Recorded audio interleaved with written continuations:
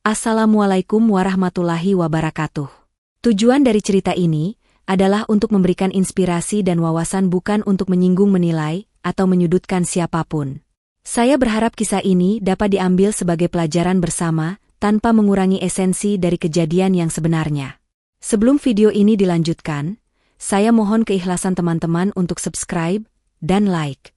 Saya doakan Anda sehat selalu, panjang umur, dan dilancarkan rezekinya. Baiklah, kita mulai saja ceritanya. Udara kota Solo malam itu terasa lebih dingin dari biasanya.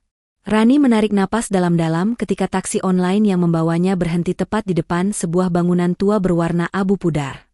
Di atas gerbang besi yang berdecit saat dibuka, tertulis papan kayu lusuh bertuliskan, Kost Melati, dengan huruf kapital yang sebagian terkelupas.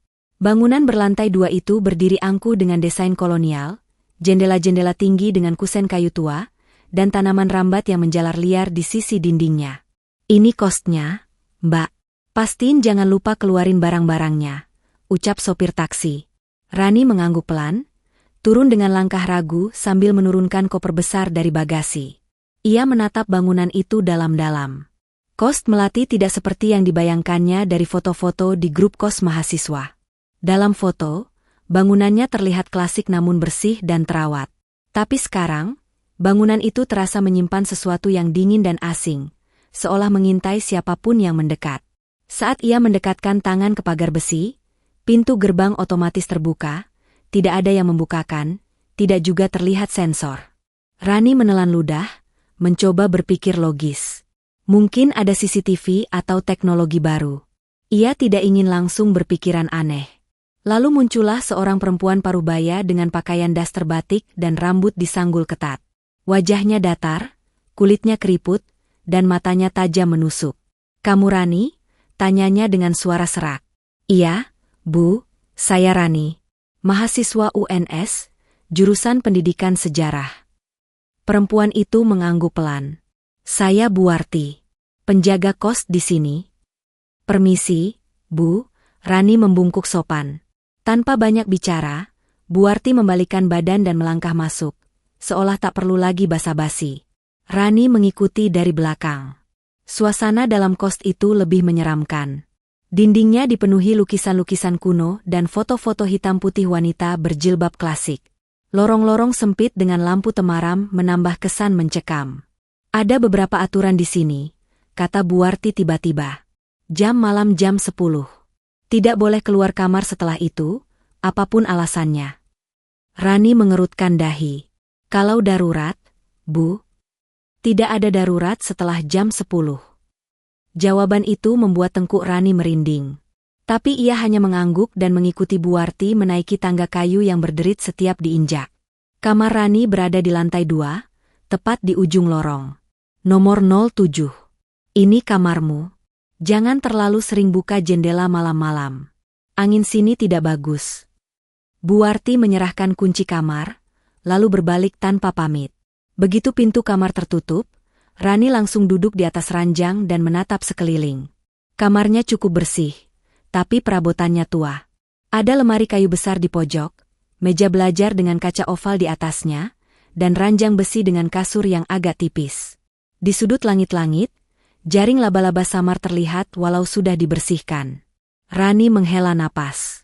Ini pasti hanya masalah adaptasi. Lagi pula, harga kos ini murah banget untuk ukuran Solo. Tak lama, pintu kamarnya diketuk. Seorang gadis berambut pendek dan memakai piyama membuka pintu dengan senyum lebar. "Hai, kamu anak baru ya? Aku Lita, kamar nomor 06. Rani berdiri, menyambut hangat. "Iya, aku Rani. Baru pindah tadi sore." "Wah, selamat datang di Kost Melati. Tempat paling antik, paling sepi, dan kadang-kadang paling horor," kata Lita tertawa, meski wajahnya tampak menyimpan keraguan. Rani tersenyum kikuk. "Serem juga ya, suasananya beda banget dari yang aku bayangin."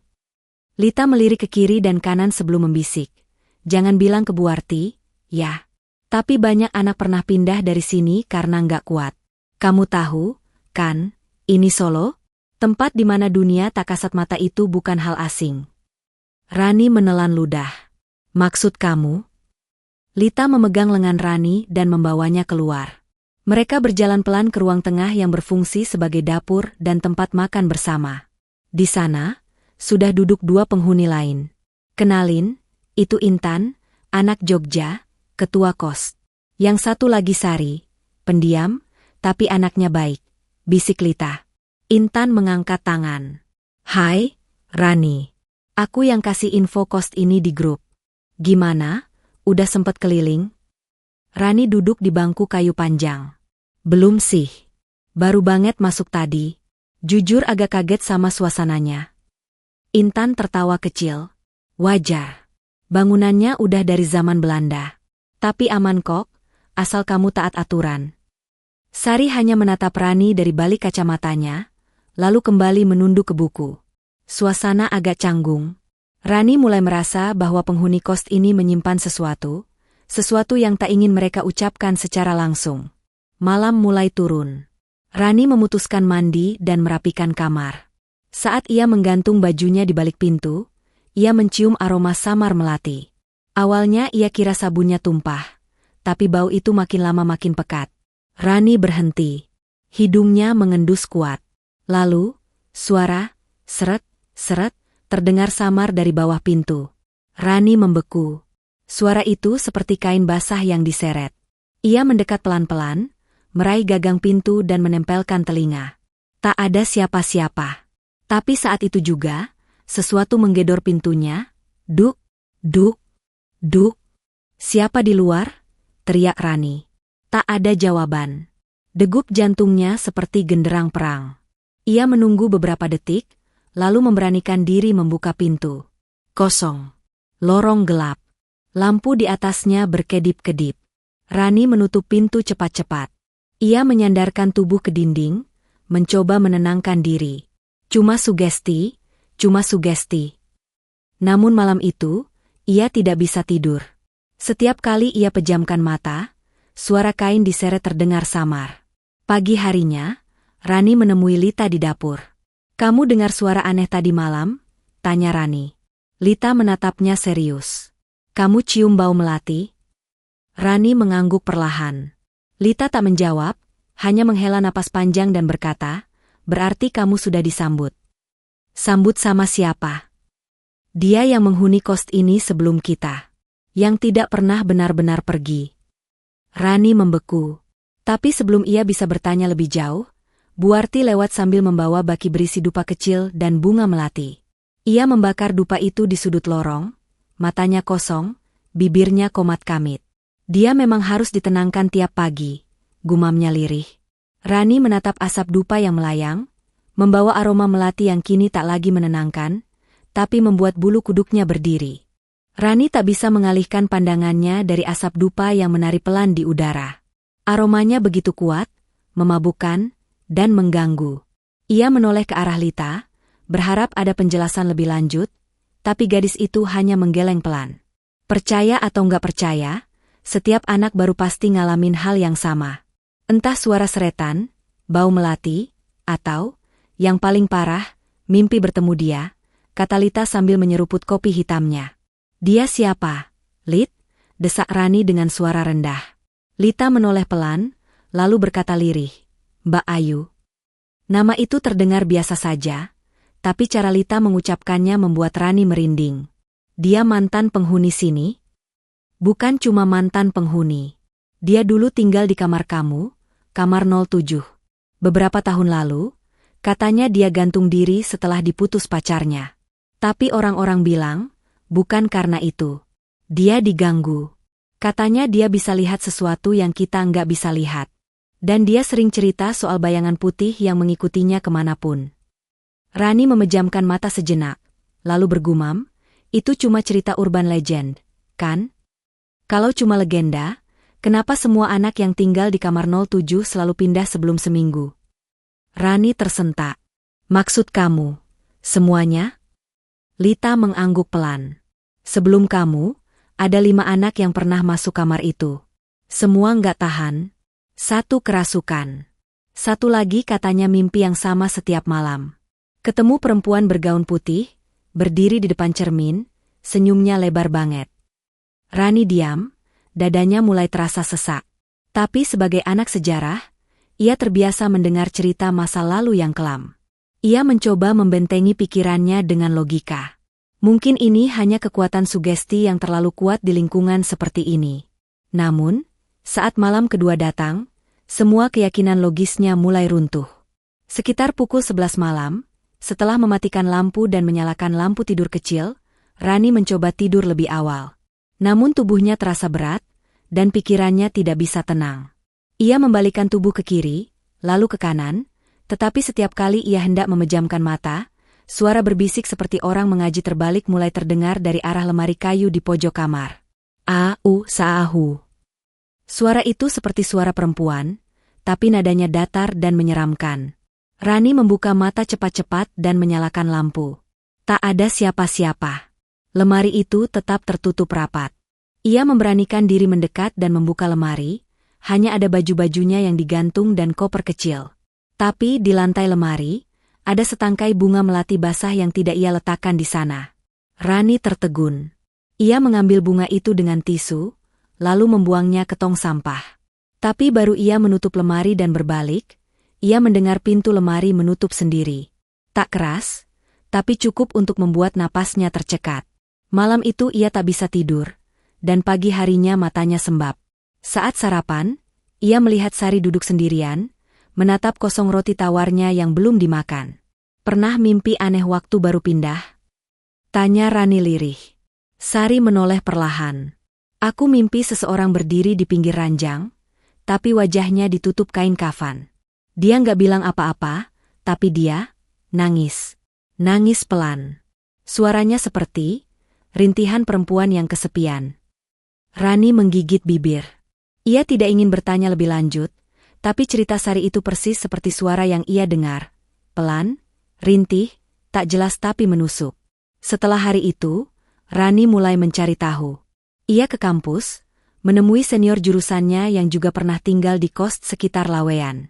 Salah satu dari mereka mengenal cerita lama tentang Kos Melati.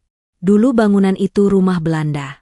Katanya pernah jadi tempat menyembunyikan perempuan pribumi yang dipaksa jadi istri simpanan tuan tanah. Salah satunya konon tewas gantung diri karena tak tahan. Sebelum meninggal, dia dikurung di ruang loteng selama berminggu-minggu. Beberapa orang percaya, arwahnya masih ada di sana. Dan setiap kali ada anak baru, dia akan memperkenalkan dirinya. Rani pulang ke kos dengan pikiran kalut. Ia menatap lorong panjang itu dengan perasaan campur aduk. Kini semua desas-desus, bunga melati, suara seretan kain, bahkan foto-foto tua di dinding, seperti menjadi satu benang merah yang tak terbantahkan. Malam itu ia nekat. Ia menyimpan ponsel dalam mode perekaman suara, dan menaruhnya di atas meja sebelum tidur. Ia ingin tahu apakah suara-suara itu nyata, atau hanya permainan pikirannya. Keesokan paginya, setelah ia terbangun dengan perasaan berat dan kepala pening, ia membuka rekaman suara itu. Durasi, 7 jam 53 menit. Ia mempercepat bagian awal, hanya suara nafasnya. Tapi di menit ketiga, 47:32, terdengar suara-suara kain diseret. Beberapa detik kemudian, terdengar suara perempuan berbisik. "Keluar dari sini." Rani menjatuhkan ponselnya. Tangannya gemetar. Ia tak berani mendengarkan ulang. Suara itu nyata, dan bukan miliknya. Hari itu, ia tak keluar kamar. Ia hanya duduk di ranjang sambil memeluk lutut, lampu menyala, dan matanya menatap pintu kamar yang terkunci. Menjelang sore, Bu Warti mengetuk pintu dan memberikan sebuah kantong plastik kecil berisi bunga melati dan dupa. "Taruh di pojok kamar. Dia mungkin suka padamu, jadi jangan takut. Hanya perlu ditenangkan." Rani menatap tangan keriput itu. "Siapa, Bu?" "Dia yang tak sempat pulang." Rani menggigil. Ia merasa, ia sudah terlalu dalam terlibat. Kos ini bukan sekadar bangunan tua, tapi rumah bagi sesuatu yang jauh lebih kelam dari yang ia kira. Dan sejak malam itu, Rani sadar, mungkin ia bukan sekadar penghuni baru, tapi bagian dari cerita lama yang belum usai. Pukul 2 dini hari. Hujan turun gerimis, menabur bunyi halus di atas genting tua Kos Melati. Rani terjaga, tubuhnya berkeringat dingin meskipun cuaca begitu sejuk. Tidurnya tadi dipenuhi mimpi buruk. Ia terjebak dalam ruangan gelap, hanya diterangi cahaya redup dari lilin. Di tengah ruangan itu, seorang perempuan berambut panjang berdiri membelakanginya, menangis sambil mengusap tali putih yang menjuntai dari lehernya. Rani terbangun dengan napas tersengal. Saat hendak bangkit, matanya tertuju pada sebuah jejak kaki basah di lantai kamarnya, dimulai dari pintu, menuju ke arah ranjangnya. Ia menatapnya tak percaya. Lantai kamarnya tidak basah, tapi jejak itu nyata. Telapak kaki kecil, seolah milik perempuan. Ia berlari keluar kamar, menyusuri lorong gelap menuju dapur, berharap ada Lita atau Sari yang masih terjaga. Tapi lorong itu sepi. Lampu-lampu kuning remang tak mampu mengusir perasaan hampa yang mendadak merayap dalam dadanya. Tiba-tiba terdengar suara dari loteng, suara orang melantunkan doa-doa, namun bukan dalam bahasa Indonesia. Rani mengenal lantunan itu. Suara Latin tua, seperti mantera. Ia mengikuti suara itu ke arah tangga kecil yang terletak di ujung lorong. Tangga itu menuju ke ruang loteng, ruangan yang katanya dulu digunakan untuk menyimpan barang. Tapi saat Rani naik perlahan, suara itu semakin jelas. Ada cahaya redup dari sela pintu kayu. Rani mendorong pelan, dan terkejut melihat sosok Buarti duduk bersila, dikelilingi dupa, bunga melati, dan sebuah bungkusan kain kafan di tengah ruangan. "Nak Rani," suara Buarti gemetar, "kau tak seharusnya ada di sini." Rani mundur perlahan. Namun matanya masih tertuju pada bungkusan itu. Wujudnya panjang, dibungkus kain putih lusuh. Di bagian kepalanya terikat tali simpul. Sebuah pocong. "Maksud ibu, itu apa?" Buarti tak menjawab. Ia hanya menutup mata dan menggumamkan mantera. Rani lari turun, hatinya diliputi ketakutan yang tak bisa dijelaskan. Sejak malam itu, ia tahu, teror yang ia alami bukan kebetulan. Kost Melati menyimpan rahasia yang jauh lebih menyeramkan dari yang pernah ia bayangkan. Pagi harinya, kabar menggemparkan tersebar. Sari tidak ditemukan di kamarnya. Pintu tidak terkunci, tapi isi kamarnya acak-acakan. Di atas kasur, terdapat jejak tangan penuh tanah dan setangkai melati yang sudah menghitam. Lita menangis, Rani pucat pasi. Mereka melapor ke Buarti, namun perempuan tua itu hanya berkata pelan, "Dia belum kuat." "Apa maksudnya belum kuat?" bentak Lita. "Kalau belum bisa menerima tempat ini, dia akan diambil. Kadang hanya sementara. Kadang, selamanya." Polisi sempat datang, tapi mereka tidak menemukan tanda-tanda penculikan. Mereka hanya menyebut bahwa Sari kemungkinan pergi sendiri. Namun Lita tahu, dan Rani tahu, Sari tidak akan pernah meninggalkan kos tanpa memberitahu siapapun. Malam berikutnya, Rani menerima pesan WhatsApp dari nomor tak dikenal. "Tolong bantu aku, Ran. Aku ada di bawah lantai loteng." Rani menunjukkan pesan itu pada Lita, dan keduanya segera naik ke loteng. Tapi begitu mereka menginjak anak tangga keempat, suhu udara mendadak menjadi sangat dingin. Nafas mereka mengepul, dan dari dalam ruang loteng, terdengar suara ketukan 3 kali, diiringi tawa pelan seperti dari mulut yang dijahit. Tok, tok, tok, huuuh. Mereka mundur dengan panik. Lita gemetar, "Kita harus keluar dari sini. Sekarang." Namun saat mereka berlari ke arah pintu keluar kos, pintu gerbang besi itu terkunci rapat, meskipun sebelumnya tidak. Bahkan Buarti yang menyusul mereka dari belakang tidak bisa membuka pintu itu. "Kunci hilang," katanya pelan. Rani menyadari satu hal, kos ini kini berubah menjadi perangkap. Sejak malam itu, teror datang setiap hari. Di kamar, Rani melihat bayangan di cermin yang bukan miliknya.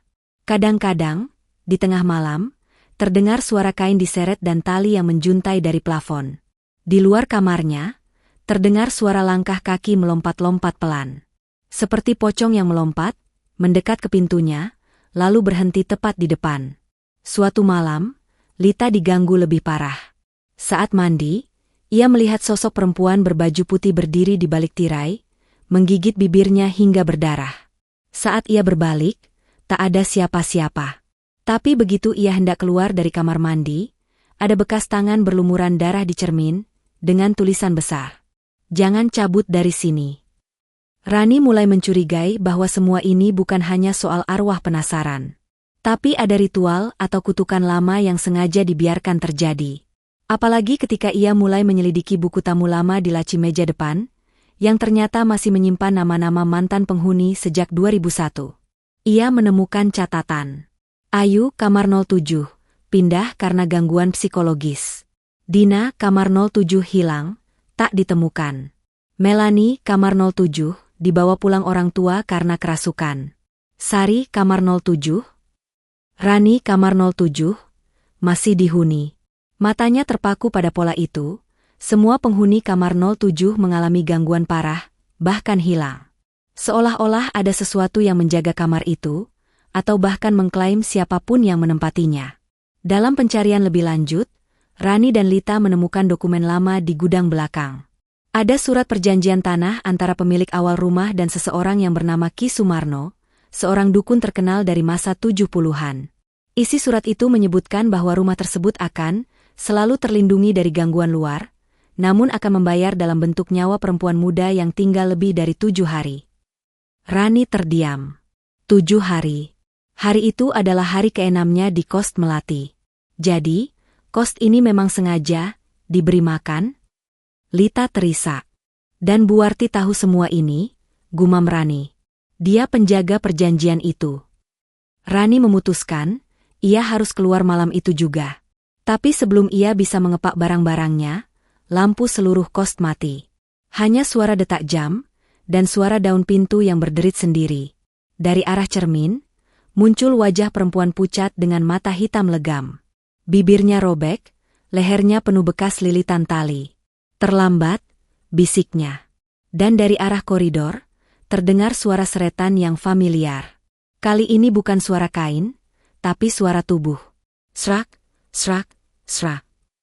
Sosok pocong putih dengan mata kosong dan tubuh penuh tanah muncul perlahan, melompat dari ujung lorong, makin lama makin dekat. Malam itu menjadi malam yang paling mematikan di Kost Melati. Rani dan Lita sudah bersiap kabur. Namun sebelum bisa menyentuh pintu, sosok pocong itu muncul di ujung lorong. Berdiri tegak, meski tubuhnya membungkuk dengan lilitan kain kafan yang mulai membusuk. Wajahnya pucat kehijauan, penuh tanah kuburan. Bola matanya hanya rongga hitam dalam. Dari mulutnya menetes darah hitam pekat yang kental seperti oli. Pocong itu tidak melompat seperti biasanya. Ia melayang. Diam, namun semakin mendekat.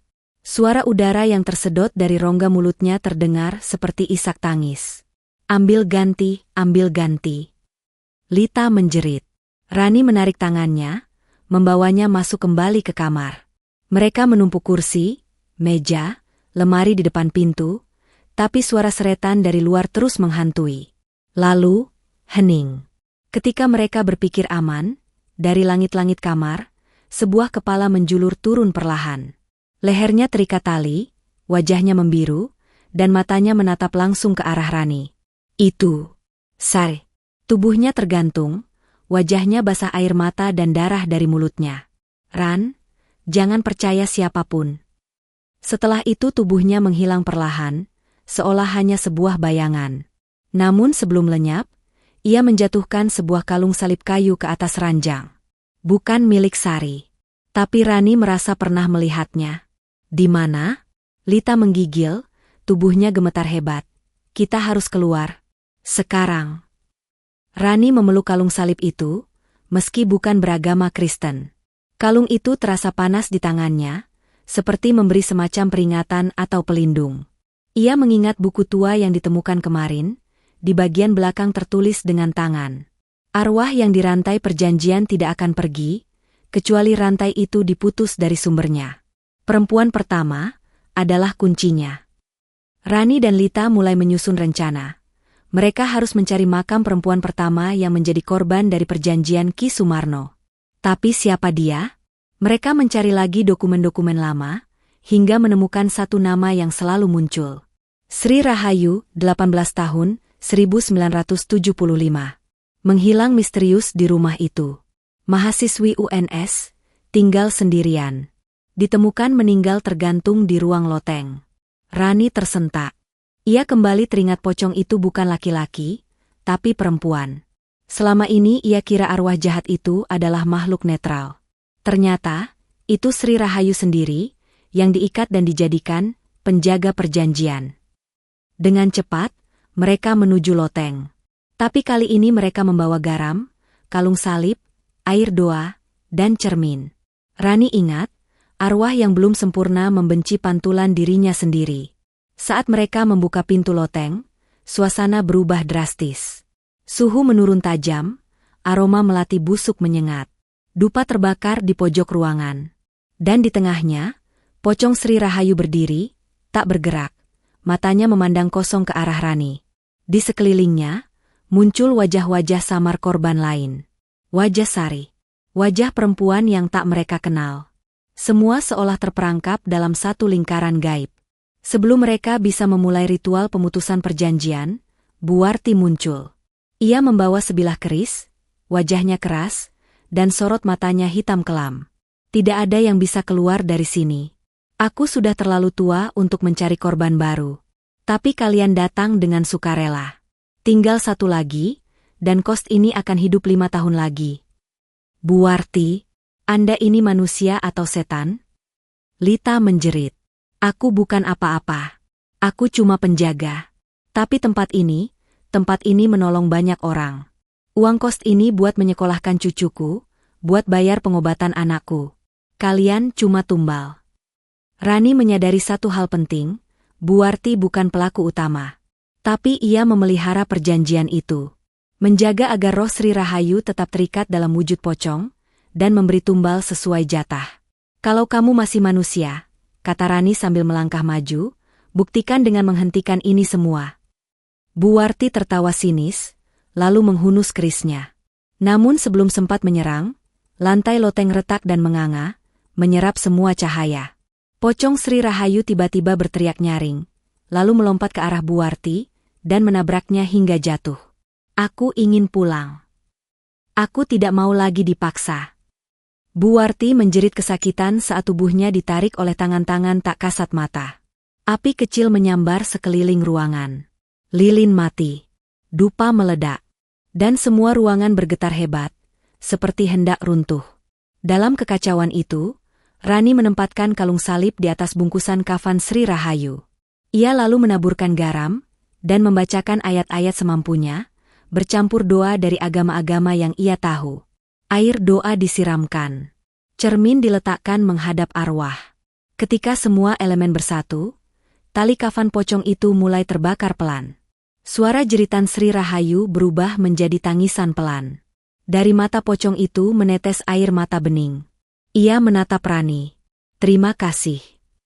Akhirnya, tubuh pocong itu pelan-pelan memudar, bersama semua wajah arwah yang muncul sebelumnya. Mereka menghilang satu persatu. Dan saat terakhir, Sari muncul, tersenyum sambil berkata, Ran, aku pulang. Jaga Lita, ya. Begitu semua hilang, loteng mendadak menjadi kosong. Tak ada dupa. Tak ada bungkusan kafan. Tak ada api. Hanya ada Rani dan Lita yang terduduk lemas, penuh luka dan tangis, tapi masih hidup. Esok harinya, warga sekitar menemukan gerbang Kost Melati terbuka. Beberapa polisi datang lagi setelah laporan tetangga soal suara teriakan tadi malam. Namun yang mereka temukan hanyalah 2 perempuan lemas di ruang tamu, dan Buarti dalam kondisi tak sadarkan diri, duduk memeluk keris, tertawa tanpa suara. Kost Melati dinyatakan tutup permanen. Dalam berita lokal, disebut sebagai kasus gangguan psikis massal. Namun polisi tidak bisa menjelaskan bagaimana Sari tiba-tiba ditemukan terkubur dangkal di taman belakang Kost, padahal seminggu dicari tak ditemukan. 2 minggu kemudian, Rani dan Lita pindah ke tempat Kost baru. Mereka berdua menjalani terapi. Namun malam-malam tertentu, Rani masih mendengar suara ketukan 3 kali. Tok, tok, tok. Namun kini, ia tidak takut lagi. Karena ia tahu, arwah Sri Rahayu telah pulang. Dan Kost Melati, sudah tak akan pernah sama. 3 minggu pasca kejadian, Rani duduk di pelataran kampus, menatap langit sore yang bersih tanpa awan. Ia menghela napas panjang. Suasana begitu tenang, tak seperti kekacauan yang pernah ia alami di Kost Melati. Dunia tampak biasa bagi orang lain, tapi tidak bagi Rani. Ia telah menyaksikan hal yang tak bisa dijelaskan oleh logika maupun ilmu pengetahuan. Di sisi lain taman, Lita menghampiri sambil membawa 2 gelas es teh. Aku masih belum percaya kita selamat, katanya dengan senyum getir. Rani mengangguk. Kadang aku merasa, semua itu cuma mimpi buruk. Namun keduanya tahu, semua itu nyata. Terlalu nyata. Bau tanah basah, jeritan, api, pocong yang melayang, semuanya masih terekam jelas di kepala mereka. Luka di kaki Rani akibat pecahan kaca masih meninggalkan bekas.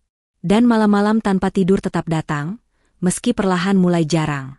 Kabar tentang Kost Melati tersebar cepat. Namun tidak semua percaya. Polisi mengklasifikasikan kasus itu sebagai delusi massal akibat stres akademik. Namun satu hal yang membuat semua orang bertanya-tanya adalah kondisi Buarti. Wanita tua itu kini dirawat di rumah sakit jiwa di luar kota. Ia tidak berbicara lagi sejak malam itu. Yang ia lakukan hanyalah tertawa kecil, menatap dinding kosong, dan menggenggam keris warisan yang kini sudah berkarat. Bibirnya terkadang bergerak, seperti menggumamkan mantra dalam bahasa Jawa kuno. Psikiater menyatakan Buarti mengalami trauma berat yang belum diketahui penyebabnya. Namun Rani tahu, jiwa Buarti telah ikut ditarik ke dunia arwah, dan tidak pernah kembali sepenuhnya. Satu hal yang terus mengganggu pikiran Rani adalah wajah pocong perempuan itu, Sri Rahayu. Sosoknya tidak jahat. Ia marah, ya, tapi bukan karena keinginan sendiri. Ia hanya dipaksa menjaga sebuah kutukan. Rani kemudian mengunjungi makam Sri Rahayu di pemakaman umum Laweyan. Di bawah pohon Kamboja tua, batu nisan tua itu sudah hampir tertutup lumut. Tak banyak yang ingat perempuan itu, kecuali dalam cerita hantu. Di sana, Rani meletakkan sebuah surat. Untuk Sri Rahayu. Aku tidak tahu apakah kau bisa membaca ini. Tapi aku tahu kau mendengar, dan pernah melihat kami. Kau tidak pantas terkurung begitu lama. Terima kasih karena tidak membunuh kami. Terima kasih karena masih memiliki rasa kasihan, bahkan saat jiwamu terikat dan dipaksa melakukan hal-hal mengerikan. Semoga kau benar-benar tenang di alam sana. Rani. Saat meninggalkan makam itu, Rani merasa ada angin lembut menyapu rambutnya. Hening. Damai. Rani dan Lita kini tinggal di rumah kos yang jauh lebih kecil, namun bersih dan terang. Pemiliknya seorang ibu muda yang ramah dan suka menanam bunga. Di dinding kamar barunya, Rani menempelkan sebuah cermin kecil dan kalung salib kayu, yang entah mengapa, tetap ia bawa sebagai jimat. Meskipun ia Muslim, kalung itu menjadi simbol keberanian dan ingatan. Malam-malam terasa tenang. Namun saat hujan turun deras, dan angin berdesir di sela jendela, Rani kadang masih menoleh ke arah cermin, hanya untuk memastikan bayangan di sana adalah miliknya sendiri. Suatu hari, seorang wartawan muda dari media kampus menelepon Rani. Ia mendengar kabar tentang Kost Melati dan ingin menulisnya sebagai artikel khusus bertema, Mitos Urban Kampus. Wartawan itu bernama Dimas. Aku dengar kamu yang terakhir tinggal di sana, Ran, katanya dalam percakapan. Boleh aku wawancarai? Off the record pun nggak apa-apa. Rani menolak dengan sopan. Aku tidak ingin cerita itu jadi hiburan. Itu bukan cerita horor. Itu tragedi. Banyak korban, katanya lirih. Namun sebelum menutup telepon, Rani menambahkan, kalau kamu penasaran, jangan coba-coba masuk ke dalam Kost Melati. Rumah itu sekarang kosong, tapi bukan berarti sudah aman. Dimas terdiam. Kenapa? Karena tidak semua arwah ingin dibebaskan. Ada juga yang memilih tinggal. Menunggu. Mungkin bukan Sri Rahayu. Tapi siapapun yang tertinggal, bisa lebih berbahaya. Dalam buku catatannya, Rani menuliskan semua kejadian itu. Ia tidak tahu akan ia lakukan apa dengan tulisan itu. Tapi ia menyimpannya rapi, dengan judul Kost Melati, Rumah yang Menumbalkan Mahasiswi untuk Hidup. Ia menyimpan buku itu dalam laci, terkunci. Hanya ia dan Lita yang tahu.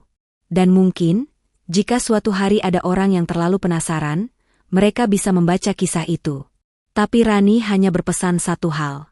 Jangan pernah sewa kamar dengan harga terlalu murah, jika rumahnya penuh kenangan yang tak terlihat. Kost Melati kini menjadi rumah kosong. Tidak ada yang berani menyentuh atau merenovasinya. Rumput liar menjulang. Dindingnya berjamur. Tapi jendelanya masih tertutup rapi, seolah rumah itu menjaga sesuatu di dalamnya. Kadang-kadang, anak-anak yang lewat mengatakan mendengar suara pintu terbuka malam-malam. Ada yang melihat lampu menyala sendiri. Bahkan, ada saksi mata yang mengaku melihat sosok perempuan berjilbab duduk di jendela lantai 2, menatap kosong ke arah jalan. Entah itu Sri Rahayu, entah itu korban lain, atau mungkin pemilik baru dari rumah itu. Karena tidak semua hantu ingin bebas. Terima kasih sudah mendengarkan cerita ini, semoga kita dapat mengambil pelajaran di dalamnya.